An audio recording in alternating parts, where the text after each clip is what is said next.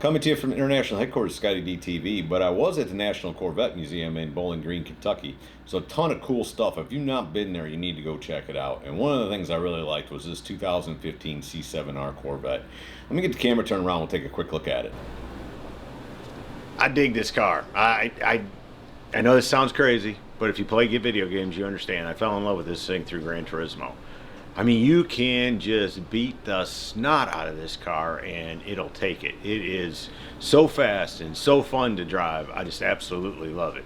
This display's got a little of everything. It's got Tommy Milner's racing suit there. Tommy was the driver. He had several co-drivers. The car was very successful. It was first at the 24 Hours of Le Mans in 2015. In 2016, it won the Rolex 24 Hours of Daytona, first and second, closest finish in history at .034. I love all that rubber all over the nose. And look how wide that car is. You just don't get that sense of how wide it is on TV. So when I saw it was sitting there and I had the opportunity to shoot a car that I've got thousands of miles on in the video game, I had to do it. This cutaway engine example is there of the 5.5 liter. That's a 336 V8 putting out 490 horsepower into a 2,447 pound car. They donated it, I think somebody did. They built the motor and donated it to the museum so people could see the internal workings of it. Just one of many cool things at the Corvette Museum.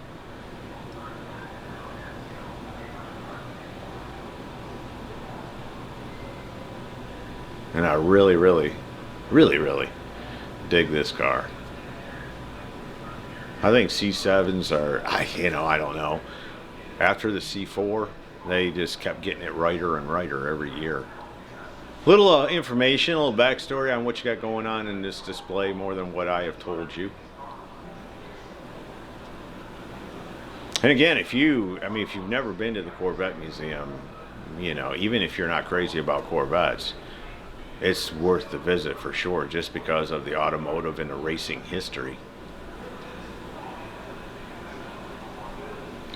They ran fuel from E85 all the way to E10 on this car, depending on what configuration and where they were racing it at, which I thought was interesting.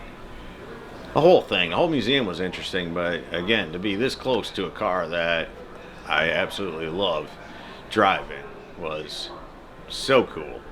So there's a little bit of selfishness on shooting this one and making it a separate video from the rest. So there you go from the National Corvette Museum, the 2015 Chevrolet Corvette C7R.